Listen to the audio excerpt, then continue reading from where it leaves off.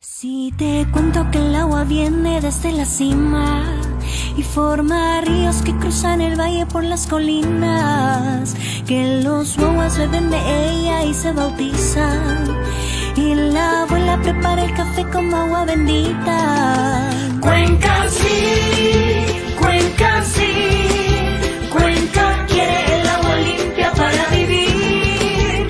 Cuenca sí, Cuenca sí, Cuenca vota en la consulta, te quiero así. En estos ríos lavan la ropa lindas cholitas, en el agua que baja del Cajas hasta Cuenquita. ¿Y qué pasa si a nuestra agua la contaminan? Contaminan también mi tierra y mi familia. Cuenca sí, Cuenca sí, Cuenca quiere el agua limpia para vivir. Cuenca sí, Cuenca sí, Cuenca vota en la consulta, te quiero así. Está en el monte, está en la horchata, está en el agua que beben las vacas, está en los campos, en el Tomebamba, está en la mesa de todas las casas, en el canalazo, está en la chicha, en el carnaval de toda la vida, está en los taitas y en las guambritas, está en mi pueblo que nunca se olvida. Por eso si el agua la contamina, no quedará espacio para la vida.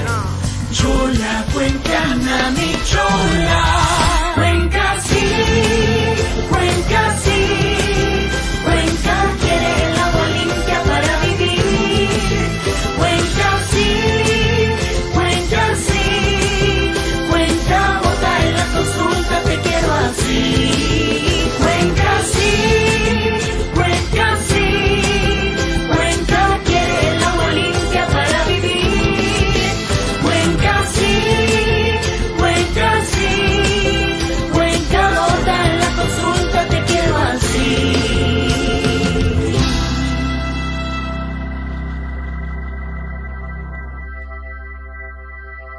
Si te cuento que el agua viene desde la cima y forma ríos que cruzan el valle por las colinas, que los guaguas beben de ella y se bautizan, y la abuela prepara el café como agua bendita. Cuenca sí, Cuenca sí, Cuenca quiere el agua limpia para vivir. Cuenca sí, Cuenca sí, Cuenca vota en la consulta, te quiero así. En estos ríos lavan la ropa lindas cholitas, en el agua que baja del Cajas hasta Cuenquita. ¿Y qué pasa si a nuestra agua la contaminan? Contaminan también mi tierra y mi familia. Cuenca sí, Cuenca sí, Cuenca quiere el agua limpia para vivir.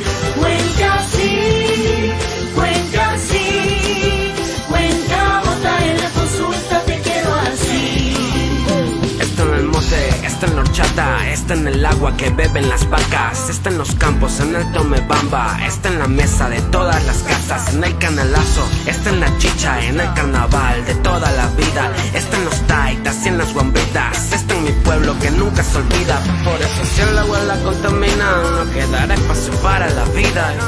Chola, cuencana, mi chola. Cuenca sí, Cuenca sí, Cuenca quiere el agua limpia para vivir.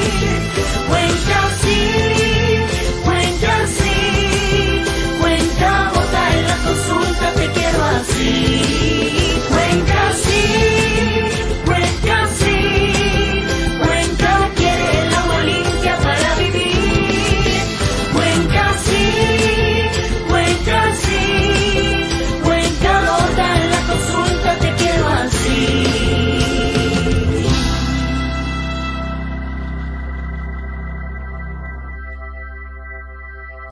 Si te cuento que el agua viene desde la cima y forma ríos que cruzan el valle por las colinas, que los guaguas beben de ella y se bautizan, y la abuela prepara el café como agua bendita.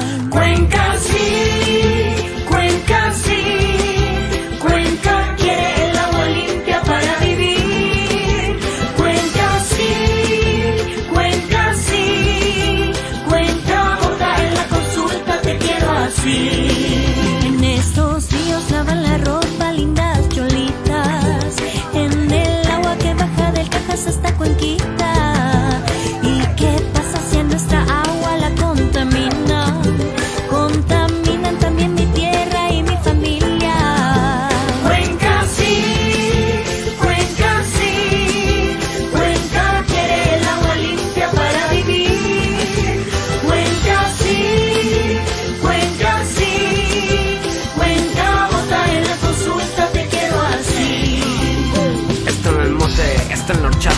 está en el agua que beben las vacas, está en los campos, en el Tomebamba, está en la mesa de todas las casas, en el canalazo, está en la chicha, en el carnaval de toda la vida, está en los taitas y en las guambritas, está en mi pueblo que nunca se olvida. Por eso si el agua la contamina, no quedará espacio para la vida.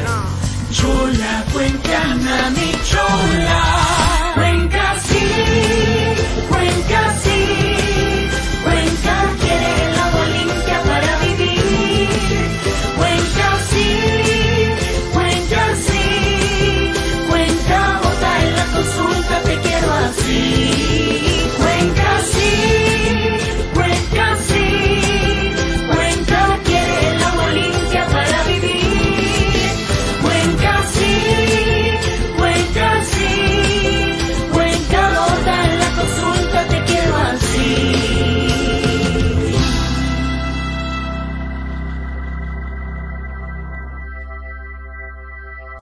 Si te cuento que el agua viene desde la cima y forma ríos que cruzan el valle por las colinas, que los guaguas beben de ella y se bautizan, y la abuela prepara el café como agua bendita. Cuenca sí, Cuenca sí. Cuenca quiere el agua limpia para vivir. Cuenca sí, Cuenca sí. Cuenca vota en la consulta, te quiero así. En estos ríos lavan la ropa lindas cholitas, en el agua que baja del Cajas hasta Cuenquita. ¿Y qué pasa si a nuestra agua la contaminan? Contaminan también mi tierra y mi familia. Cuenca sí, Cuenca sí. Cuenca quiere el agua limpia para vivir. Cuenca sí, Cuenca sí. Cuenca vota en la consulta, te quiero así. Está en el monte, está en la horchata, está en el agua que beben las vacas, está en los campos, en el Tomebamba, está en la mesa de todas las casas, en el canal. Entonces vamos a dar inicio al programa. Inmediatamente, Margarita. Muchas gracias por participar en esta mañana. Muchas gracias al Grupo de Acción Ecológica que nos dan esta oportunidad de enlazarnos entre pensamientos que nos unen, entre acciones que nos unen, entre naturaleza y madre que nos llaman a repensar cómo estamos actuando en este mundo ahora. Latinoamérica unida frente al cambio climático, Latinoamérica unida frente al destrozo que hace la minería en los páramos, Latinoamérica junta en esta lucha constante de años y que llama hoy a quienes nos sigan, a los jóvenes, a toda la gente, para que pensemos nuestro voto en estas nuevas elecciones, en esta nueva convocatoria para el 7 de febrero. Una inédita consulta popular que se va a llevar en la ciudad de Cuenca. Muchas gracias, Marisela, gracias a Paola y Jaime y Fernando y a todos ustedes que participan hoy en esta mañana. Para nosotros será muy grato oír sus experiencias, oír sus luchas, oír sus sugerencias, sus opiniones y sobre todo seguir el camino juntos en esta nuestra tarea de defender la madre tierra. Anita Cecilia. Buenos días, amigos y amigas del Pacto Ecosocial por el Sur, de Caminantes y de Voces Azuayas. Nos hemos reunido esta mañana, el día de hoy, los derechos urbanos del programa de Voces Azuayas aborda el tema de la expansión del extractivismo minero que está provocando graves daños ambientales y sociales en nuestro país y en el mundo entero, generando contaminación y violación de los derechos colectivos de sus habitantes. Los impactos ecológicos generados por el extractivismo son múltiples y son a perpetuidad, ocasionando destrucción del paisaje, expulsión de la población, contaminación, depredación del ambiente y destrucción de las fuentes de agua. Esta contaminación no terminará con el cierre de las minas, es decir, los daños pueden persistir por siglos o milenios o aún más. El principal impacto a perpetuidad es el drenaje ácido de una mina que arrasa metales pesados, altamente tóxicos como el arsénico y el mercurio. Ecuador no es el único país que enfrenta este riesgo en América Latina y en el mundo entero. Se libran desde hace varias décadas múltiples batallas para resistir frente a la amenaza del extractivismo, algunos con logros importantes. Por eso el día de hoy, en nuestro panel, contamos con invitados que nos permitirán compartir sus luchas y sus análisis en torno a la temática. Está con nosotros Fernando Vega, Paola Granizo, está también con nosotros Carolina Taupane, de Johannesburgo, Sudáfrica. Está con nosotros también Maristeles Vampa y Jaime Tocora. Es decir, tenemos un panel con el cual vamos justamente a profundizar en el análisis. Vamos a comenzar con la participación de Fernando Vega, ex asambleísta constitucional, miembro del Cabildo por el Agua, conductor del programa de análisis político de Voces Azuayas. Fernando, bienvenido, adelante. Muy buenos días a todos, a toda la audiencia y a todos los compañeros del panel. Bueno, se trata de que la gente conozca un poco brevemente la historia política de la consulta de Cuenca. Los intentos de la minería se asentaron en la provincia de la Azuay hacia 1975 y crearon precisamente en Cuenca el lobby minero de la época.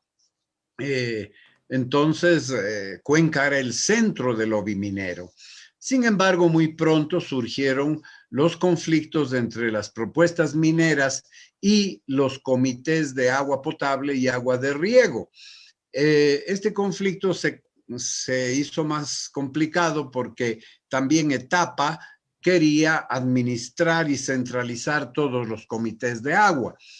Esto llevó a un arbitraje, a un estudio de la Universidad de Cuenca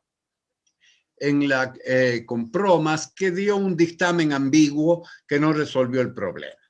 Así se llegó a la Asamblea Constituyente, donde la Constituyente promulgó el mandato minero, que prácticamente dejó sin piso a la minería en el Azuay. Entonces el lobby minero se trasladó de Cuenca a Quito, a los ministerios de medio ambiente y a los estamentos de control minero.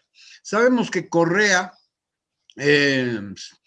tuvo este giro después de haber discurseado sobre los derechos de la naturaleza y la intangibilidad de los lugares sagrados, etcétera, pues decidió que estábamos sentados sobre sacos de oro y que simplemente había que levantarse de la silla y debajo de nuestros asientos encontraríamos los sacos de oro y que explotaría el último barril de petróleo y el último gramo de oro. Entonces, obviamente, la confrontación entre las poblaciones donde se produjo esta especie de hemorragia de concesiones mineras comenzó a activarse nuevamente. Y es así que Girón propuso prontamente una consulta popular sobre el tema de la minería en Quimsacocha. Entonces, la Corte Constitucional correísta de aquel entonces no dio paso a la consulta y cuando se cambió la Corte coincidiendo con las elecciones seccionales de 2019, entonces se realizó la consulta de Girón, que ganó abrumadoramente rechazando la minería. Hasta ahí el primer asunto. Nosotros colaboramos activamente desde el Cabildo del Agua, coincidiendo con la campaña también de Yacu Pérez a la prefectura para la ganancia del no a la minería en esa consulta. Después de aquello y cumpliendo las promesas hechas en campaña, Yacu Pérez intentó por 3 veces colocar una consulta popular de nivel provincial. Sin embargo, quizás se hizo de manera un poco apresurada y excluyendo a ciertos sectores que podían apoyar de manera estratégica al logro de la consecución de la pregunta. Vamos, Fernando, Sí. también a escucharle a Paola Granizo. Ya está con nosotros ella también. Y quisiéramos pedirle a Paola, ¿sí? Que nos ayude justamente. Paola es bióloga por la Universidad de La Suay, es magíster en estudios interdisciplinarios en sostenibilidad ambiental, económica y social en la Universidad Autónoma de Barcelona, integrante de Yes Unidos, Guapondelis, e integrante de la plataforma Ecuador Decide Mejor sin TLC, miembro del Movimiento para la Salud de los Pueblos. Bienvenida Paola a este espacio y quisiéramos complementar esta contextualización que ha hecho Fernando. Adelante, Paola. Bienvenida.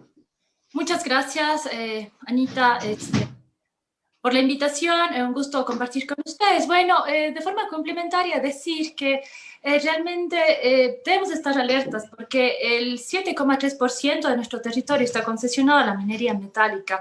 En nuestro cantón, casi el 20% de la superficie de Cuenca también está concesionada. Y todas las concesiones se ubican en los páramos.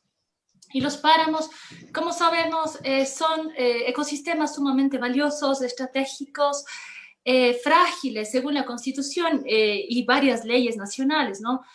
Y la ciudad de Cuenca, que gracias a la prodigalidad de su territorio, podría ufanarse de contar con un parque nacional, ser parte de la reserva de la biosfera macizo del Cajas, ser patrimonio mundial cultural de la humanidad y ser la capital mundial de la artesanía gracias a estas características de su territorio y sobre todo por los parques, que como decía, gracias a las funciones ecológicas que cumplen, como capturar carbono, poseer una extraordinaria biodiversidad, endemismo, pero sobre todo la capacidad de producir agua. Son estas fabriquitas de agua que afortunadamente han permitido gozar de una de las mejores calidades de agua en todo el país y quizá en América Latina. Entonces, al estar estas concesiones ubicadas en nuestros páramos, eso fomenta que esta lucha que lleva ya 2 décadas en los territorios, sobre todo en Quimsacocha, en Río Blanco, se vaya fortaleciendo y se busque la forma de llevar a cabo una consulta popular. Como dijo Fernando, se realizaron ya 3 intentos que lamentablemente por cuestiones de forma, lo cual es completamente inconstitucional, la Corte no les dio cabida. Entonces es así que se busca pulir de tal forma la propuesta de consulta para que sea presentada a la Corte Constitucional. Y gracias a los esfuerzos enormes de mucha gente que ha participado en este proceso, es que la Corte permite que se lleve a cabo la pregunta, que bueno, en este caso 5, si estamos de acuerdo con la prohibición de la minería a mediana y gran escala en 5 ríos, que son el Tomebamba, el Machángara, el Llanuncay, el Tarqui y el Norcay, como una forma de blindar a nuestros territorios de la amenaza minera, que sabemos, igual en América Latina pasa, Argentina, en Colombia, está sucediendo lo mismo, y continuamos con de nuestros gobiernos que pretenden ubicar a la minería como un futuro promisorio y de una forma de combatir esta pandemia y esta crisis estructural, aunque tenemos la certeza de que no será para nada promisoria y que más bien nos va a llevar a la catástrofe, ¿no? Porque la minería está más que documentado, es un sinónimo de expolio y destrucción de los pueblos y de los territorios. Gracias, Paola. Margarita. Gracias, Paola, por tu participación. Quisiera dar paso este momento a nuestra expositora de Sudáfrica, ¿no es cierto? Ella es Carolina Natoapane. Ella ha trabajado en derechos humanos, derechos de las mujeres y justicia ambiental durante más de 13 años y contribuyó a la construcción del movimiento Mujeres Afectadas por la Minería Unidas en Acción, WAMAU en sus siglas en inglés. Ella lucha para que los derechos de las comunidades a un medio ambiente sano, agua limpia y alimentos sanos sean respetados y para que las mujeres tengan acceso a la información, liderazgo y además que sus voces sean escuchadas en todos estos procesos y toma de decisiones. Trabaja para WOMIN, coordinando la campaña nacional de energía y justicia climática bajo el enfoque de construcción desde los poderes de las mujeres. Muchísimas gracias, Carolina, por acompañarnos y te damos el espacio para que nos compartas tu experiencia. Recordarles a nuestros amigos que nos siguen por Zoom. Thank you very much for having me. Muchas gracias por invitarme. Me llamo Caroline Taupane, trabajo para WOMIN, vivo en Johannesburgo, en Sudáfrica. WOMIN es una alianza africana que trabaja con mujeres afectadas por la destrucción de recursos naturales en el continente africano. Sabemos que las industrias mineras son muy patriarcales y las mujeres cargan con el mayor impacto de la minería.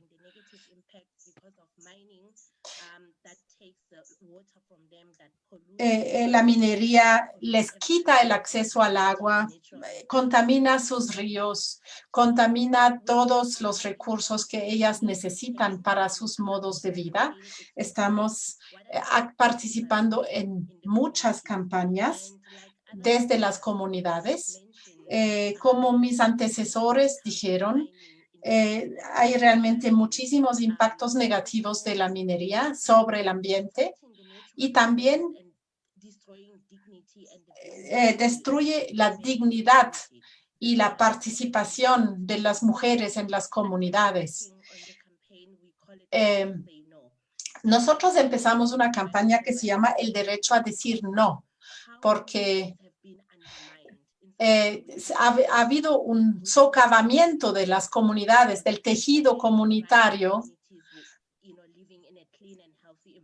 porque nosotros también tenemos una constitución que nos garantiza el derecho de las comunidades a vivir en un ambiente sano, pero las compañías mineras violan este derecho permanentemente y también impactan su salud. Hay mucha gente que se enfermó muy gravemente en África del Sur debido a la minería. Es por eso que decimos que donde llega la minería, llega la pobreza. Nosotros pensamos que ellos siempre llegan prometiendo empleo, prometiendo casas, prometiendo desarrollo, pero lo que realmente hacen es empobrecer, es acaparar la tierra y la gente se queda sin nada y se queda mucho más pobre que antes, porque sus recursos con los que vivían antes son vaciados, son destruidos. Entonces, el derecho a decir no se trata de la autodeterminación frente a la minería, porque siempre nos cuentan que no hay alternativas a la minería, que es el único camino para vivir mejor. Pero nosotros tenemos que regresar a nuestros conocimientos ancestrales, a nuestro modo de vida ancestral, donde sí teníamos agua, teníamos una vida sana en nuestras comunidades. Y las compañías mineras han llegado a destruir esta cultura, a destruir estas relaciones. Entonces, la campaña del derecho a decir no es una campaña por recuperar las tierras ancestrales y también los modos de vida ancestrales. Y insistimos en que la minería no puede ser impuesta a las comunidades. Debería haber un consenso, debería haber una consulta previa y debería respetarse el resultado. Y también debería haber una información completa sobre el proceso que espera a la gente. Esto generalmente no se cumple. En África, muchos activistas y muchas mujeres han sido intimidadas y algunas incluso han sido asesinadas. Recién tuvimos un caso de otra mujer en Sudáfrica que estaba resistiendo contra la minería y rechazó el soborno que le ofrecía la minera y ha sido asesinada.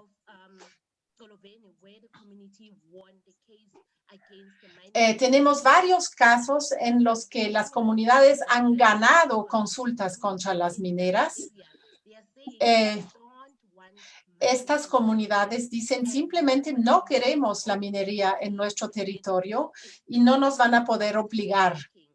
No podemos ser excluidos del derecho a decidir. Las mineras han sido expulsadas del territorio y muchas otras comunidades y luchas en África están aprendiendo de estas victorias que nosotros hemos tenido acá, de sus estrategias para unirse todos en una sola voz que dice no a la minería, porque ya sabemos lo que va a ocurrir, no nos pueden engañar, nosotros estamos informados sobre sus mentiras, que ustedes nos van a traer solamente pobreza, hambre.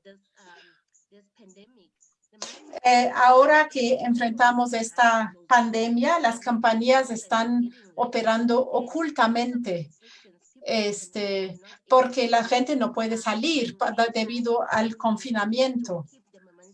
Pero nosotros intentamos seguir en la resistencia, seguir con la veeduría, vigilarles lo que están haciendo, a pesar de las restricciones que nos impusieron.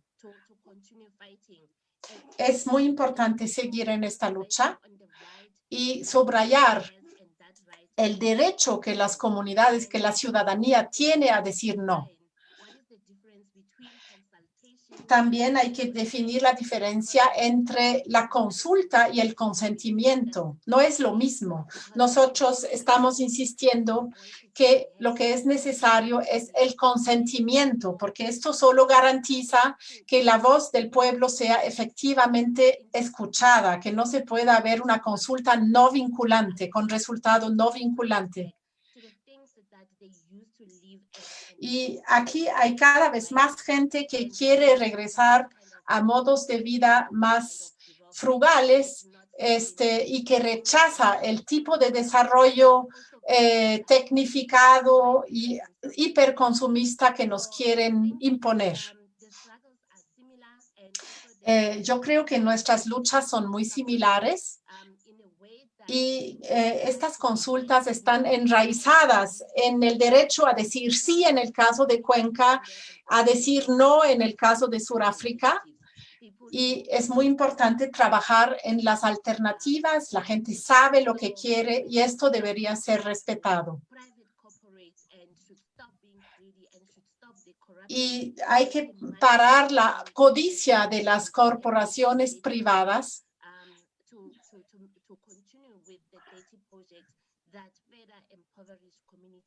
y parar su voluntad de seguir con estos proyectos que solo vuelven las comunidades vulnerables, especialmente a las mujeres, que a veces tienen que caminar aquí 3 horas para conseguir el agua porque ya no tienen el agua que tenían antes. Es una violencia que se está ejerciendo. Es una violencia no solamente con el agua, sino también ejercida sobre el cuerpo de las mujeres en las minas. Las mujeres que acceden a trabajar son afectadas gravemente en su salud. Ellas pagan los gastos médicos, ellas mismas. Los niños se enferman y nadie les ayuda con los gastos médicos a estas madres. Y por eso muchas veces entran en huelga, están luchando por sobrevivir literalmente. Solo quisiera enfatizar que el derecho a decir no debería ser un derecho democrático, normal, básico, que permite a las personas de adelantar sus alternativas, implementar sus propias alternativas y no obligarles a lo que ellos no quieren. Okay, I'm Liz. Sorry. I have a question for you. I'm listening. Y adelante con la pregunta. What is the question for me? Adelante con la pregunta. Por favor, la pregunta en español para que la pueda traducir. It's been very difficult, but it's true. Ha sido muy difícil.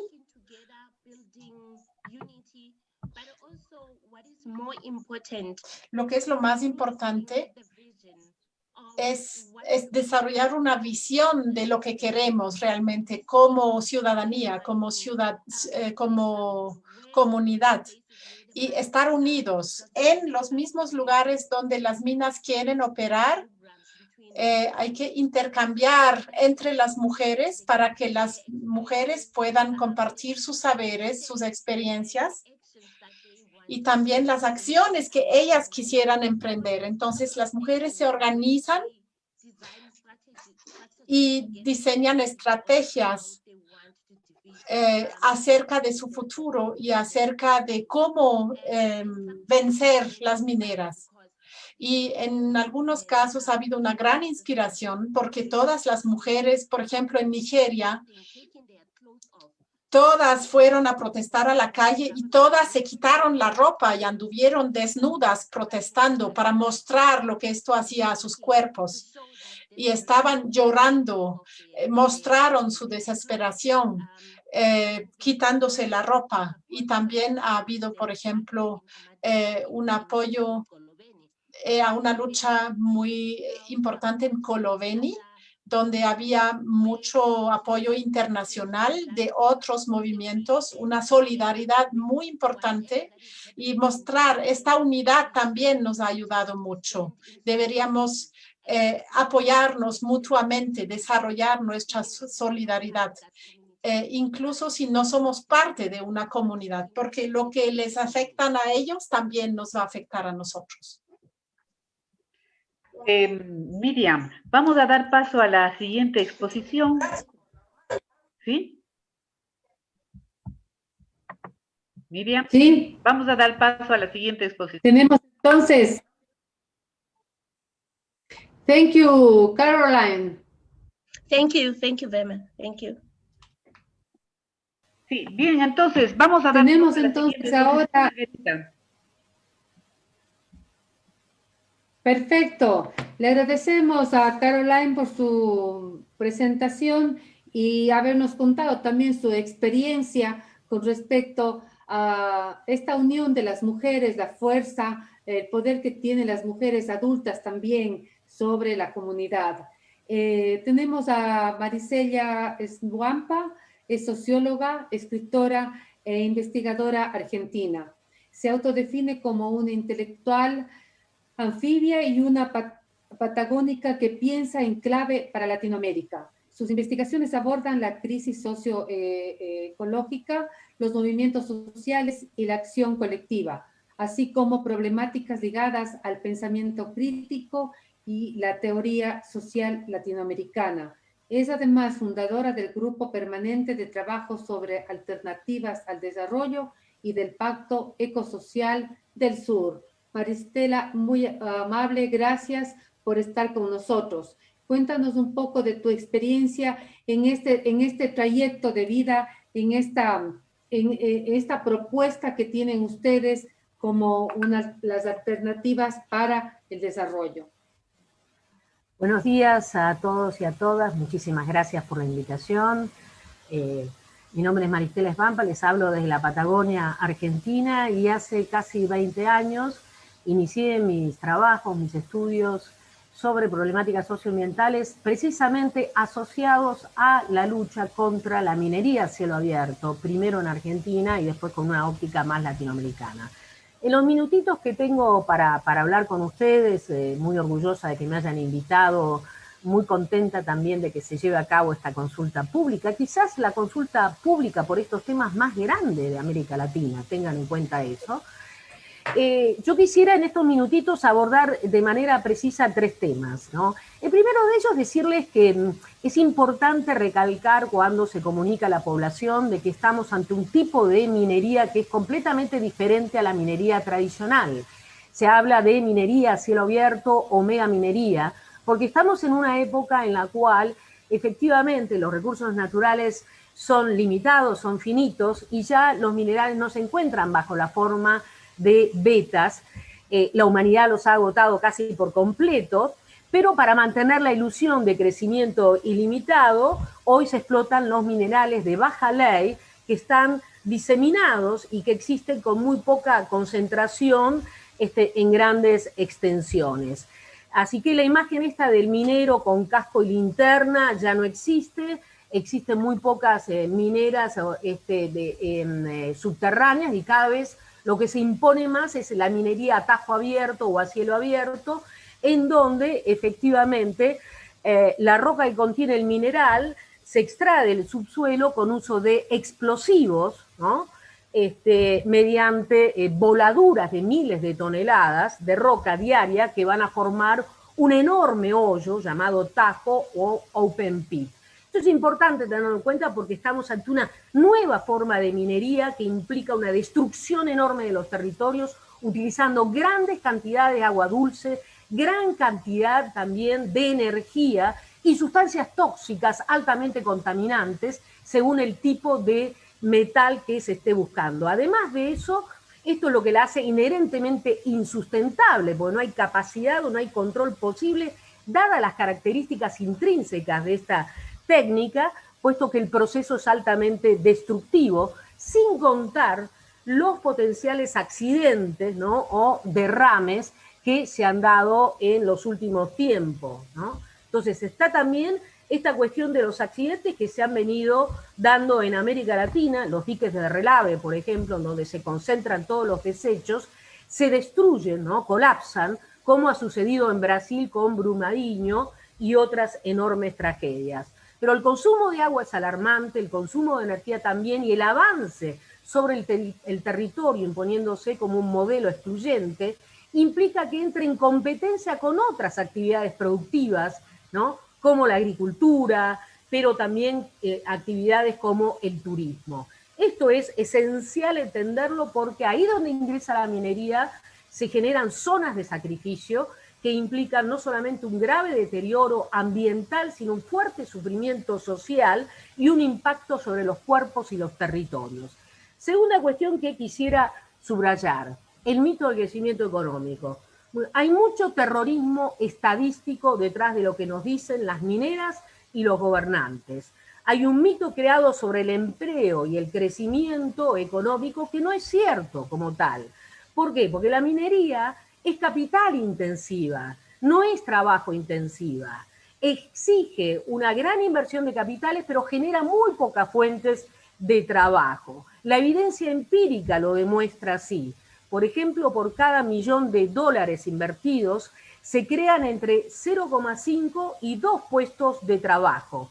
Perú, que es un país minero por excelencia, ¿no? Ahí la minería ocupa el 1,5% de la población económicamente activa, contra el 32% que emplea la agricultura y el 26% de los servicios.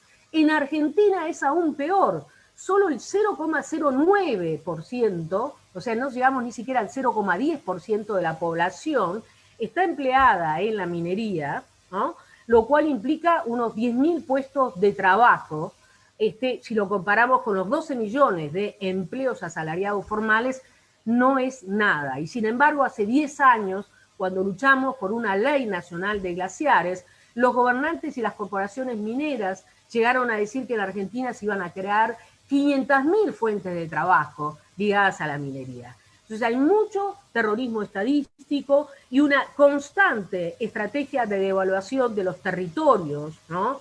Esa suerte de chantaje locacional que hace, ¿no?, que promueve la minería como única solución. Lo que en realidad la minería genera son enclaves de exportación que no producen encadenamientos productivos relevantes al interior de la población, sino una estructura sociodependiente del mercado internacional. Estamos frente a un modelo en el cual las grandes empresas se llevan grandes ganancias, ¿no?, a través de la exportación de minerales y metales, mientras que las poblaciones se quedan con los pasivos ambientales, que son los que efectivamente se socializan. Y esto es lo que genera también, y este es el último temita, un minuto nada más, esto es lo que empieza a generar un incipiente proceso de pérdida de ciudadanía. La minería siempre viene asociada a la pérdida de ciudadanía, a la pérdida de democracia, porque las grandes empresas que se instalan en los territorios se van convirtiendo en una suerte de Estado dentro del Estado, van sustituyendo a un Estado débil, menospreciando y violentando procesos de decisión ciudadana. Y cuando las promesas de empleo y desarrollo ya se ven que no se cumplen, lo que hacen las grandes empresas es generar una ciudadanía dependiente. ¿Cómo? A través de las políticas de responsabilidad social empresarial, que lo que generan es una suerte de clientelismo empresarial, tratando de comprar voluntades, de comprar el silencio de las poblaciones a través de donaciones. Donaciones al equipo de fútbol, donaciones a los hospitales, donaciones a las escuelas. Donaciones, además, que son muy perversas, porque en general hace que paguen menos impuestos al Estado por eso, y al mismo tiempo generan esta ciudadanía dependiente de sus subsidios. Al mismo tiempo, su instalación en los territorios hacen que activen esos procesos de disciplinamiento social que implican también un control de los medios de comunicación, como sucede en el Perú, como sucede en Argentina, en donde se han instalado. Por eso, y cierro con esto, es muy importante activar los dispositivos institucionales existentes, como la consulta pública, la consulta popular. Estamos a tiempo ahí en Cuenca de detener el desastre ambiental que produce la minería, pero además estamos a tiempo de defender la vida y la democracia también en Cuenca. No solo una cuestión de licencia ambiental, sino una cuestión de licencia social, como bien añadía Caroline, porque lo que está en juego es la democratización de las decisiones. Insisto en esto, estamos ante una consulta popular sobre la minería, quizá la más importante de América Latina, donde ha habido 39 consultas en países como Guatemala, Ecuador, Argentina, Colombia y Perú, en donde efectivamente se ha dicho no a la minería, ¿no? Estamos ante esta gran oportunidad. Esperemos que los cuencanos estén efectivamente promoviendo una intervención, informando a la ciudadanía, generando conciencia ambiental y sobre todo, insisto, desde abajo, promoviendo dispositivos fundamentales que tienen que ver también con la defensa de la democracia. Muchas gracias y ojalá puedan todos ir a votar el día 7 de febrero para decir no a la minería en Cuenca, para defender al páramo y para defender a los ríos, ¿no?, a esos grandes ríos, esos hermosos ríos de la región de Cuenca. Muchísimas gracias, María Estela. Muy interesante las participaciones tanto de Carolina como de María Estela Svampa, en el sentido de que efectivamente esta consulta en Cuenca resulta en un desafío histórico que puede ir posicionando el tema de la defensa del agua y otra lógica en lo que significa los modelos de desarrollo en el mundo. Ahora tenemos la participación de Jaime Andrés Tocora Lozano. Él tiene estudios en ciencias sociales y en la Universidad de Tolima, miembro cofundador del Comité Ambiental en Defensa de la Vida, activista ambiental y defensor de los derechos humanos, coordinador territorial de las consultas populares de Piedras, Ibagué y Cajamarca, así como también colaborador en las consultas populares de Cumaral, Meta y Pijao, Quindío. Actualmente es concejal de Ibagué por el Partido Colombia Humana UP. Bienvenido, Jaime. Estamos esperando tus valiosos comentarios. Adelante. ¿No? Primero que todo, agradecerles. Muy buenos días para todos y para todas. Para nosotros desde el Tolima, desde Ibagué, desde Colombia, es muy importante encontrarnos en la defensa de los bienes comunes, la casa común, podernos encontrar en la posibilidad de construir a partir de las diferentes herramientas y estrategias que tengamos a nuestra mano, pues la defensa de nuestro territorio. Junto con varios compañeros, entre ellos Alberto Acosta, a quien agradezco la invitación también por este espacio, y a todo ese equipo de Alternativas al Desarrollo, que justamente yo creo que es hacia donde estamos tratando de caminar, pues nos encontramos en la defensa y sobre todo en la articulación de muchos procesos. Ahora bien, lo que nosotros estamos tratando de también contar un poco es esa experiencia que hemos tenido acá en Ibagué, en el Tolima, pero sobre todo también en un primer momento entender hacia dónde va ese modelo extractivo y cuáles son las diferencias sustanciales que tenemos y por qué optamos por consultas populares como una herramienta, un mecanismo, la posibilidad de que las comunidades se expresen, pero sobre todo, como lo decía nuestra compañera, en la capacidad de que las consultas tengan la intencionalidad de decidir sobre los territorios. No queremos consultas que no sean vinculantes. No somos un ejercicio para una democracia representativa, la democracia participativa y la posibilidad de empoderar, de organizar, pero sobre todo de que las comunidades dirijan y pues entiendan hacia dónde deben ir sus territorios. Yo creo que es hacia allá donde las consultas populares adquieren más sentido. Entonces, en primera instancia, contarles muy brevemente el modelo minero, cómo está desarrollado a grandes rasgos en nuestro país. Colombia es un país de 114.7 millones de hectáreas.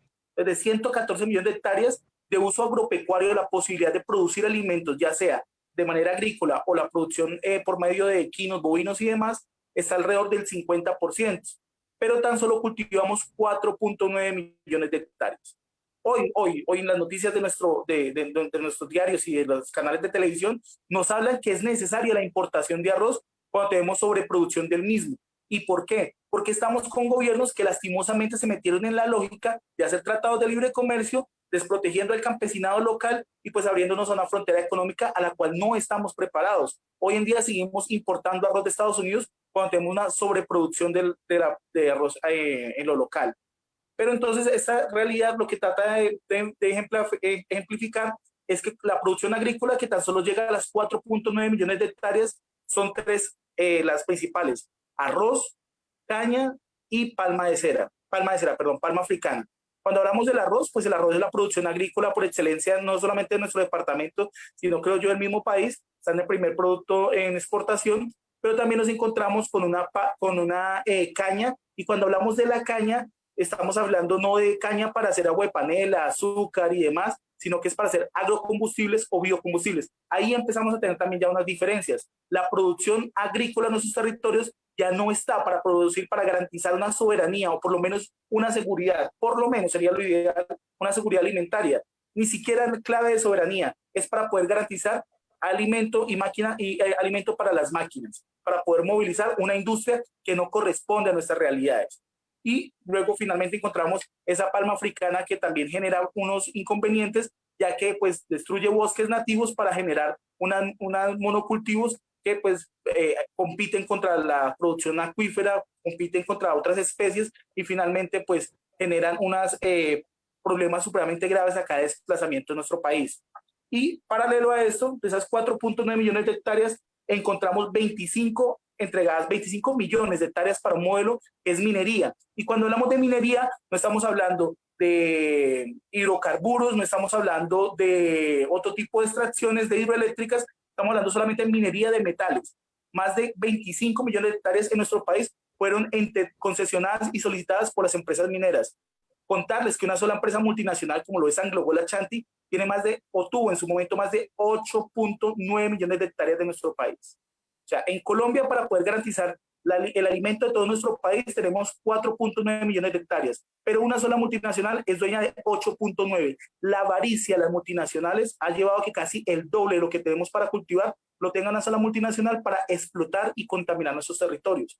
Y frente a esa realidad es que de un momento a otro nos encontramos en un boom minero donde nosotros, hijos e hijas de campesinos, de trabajadores de la tierra, nos metieron a la lógica extractiva y de un momento a otro nos montaron un casco, explosivos y pues a trabajar contaminando y destruyendo nuestros bienes comunes. Ahora bien, tenemos estas herramientas como las consultas populares que son una excusa, creo yo, importante para relacionarnos de manera distinta con el planeta. Sin embargo, cuando empezamos a hablar también del tema del extractivismo, y como lo decía un poco Maristela, yo también digamos, creo que hacia allá también puede ir muy bien la discusión, y es la externalización de los costos.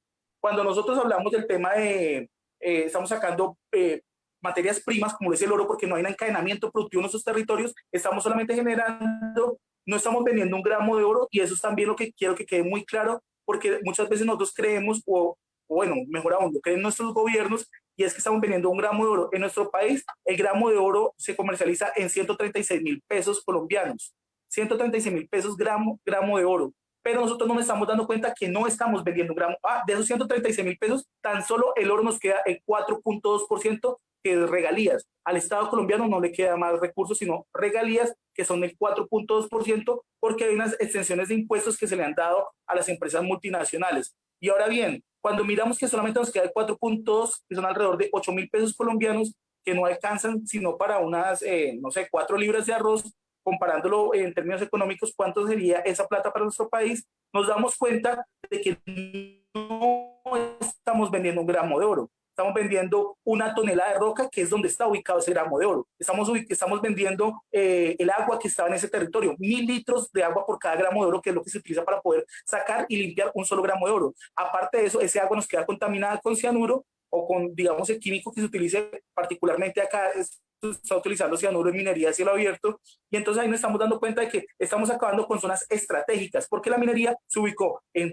zonas de bosques altoandinos, bosques de niebla, zonas productoras de alimentos, zonas productoras de agua, y es ahí donde nosotros decimos, no somos las vacas atravesadas del desarrollo, porque también así es como muchas veces quieren vendernos. Obviamente estamos en contra de ese concepto del desarrollo, porque es una competencia desleal, y no creemos en la competencia de por sí per se, pero sí entendemos que la posibilidad no es solamente decir no. Nosotros también creemos que cuando uno en una consulta popular dice no o sí con respecto a la de ustedes, está diciendo sí es a la vida, al territorio, al agua, a otras formas de relacionarnos, y finalmente creo yo que las consultas populares nos tienen que llevar a entender, y ese es el miedo que tuvimos acá en las consultas. Mira, acá teníamos consultas populares que eran totalmente vinculantes. El Estado estaba obligado a asumir los resultados. Acá desvertebraron la Constitución porque las comunidades nos organizamos y decidimos que no queríamos minería en nuestros territorios. Y fueron tan contundentes los resultados de las consultas populares. La primera consulta popular que se desarrolla en el país de asuntos mineros tuvo 2.971 votos por el no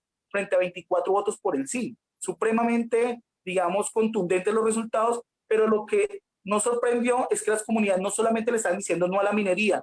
Cuando le empezaron a decir no a la minería, empezaron a organizarse desde sus particularidades y entender que necesitaban construir otro tipo de alianzas sociales y populares, donde no solamente entendieron que era para la minería, sino construir otro tipo de alternativas para sus territorios. Por eso yo creo que la democracia dentro de las consultas populares no es solamente marcar una X en un papel decidiendo si se quiere o no se quiere algo en el territorio, es construir un empoderamiento social, una organización social y popular mucho más fuerte, más robustecida y de base, que entendamos que las grandes diferencias que tenemos realmente no son diferencias sustanciales. Acá lo que nos toca poner de acuerdo es para poder combatir ese modelo de sistema, que es el capitalismo, que hoy en día transmuta, cambia y se hace llamar capitalismo del siglo XXI, o cualquier otra forma de extractivismo como tal, se materializa por medio de ese tipo de modelos. Nosotros desde las comunidades nos podemos organizar, empoderar y sobre todo defender la dignidad de nuestros territorios. Es así como nosotros hemos tratado de construir ese tipo de alianzas y sobre todo desmitificar los supuestos desarrollos y virtudes que trae la minería. En nuestro país lo que atrae es hambre, destrucción, desolación. Las comunidades viven en peores condiciones cada vez donde hay asentamientos mineros, donde llegan a imponer esa realidad por ley o por fuerza. Acá lo han intentado de múltiples formas, titulando sin reconocer a las comunidades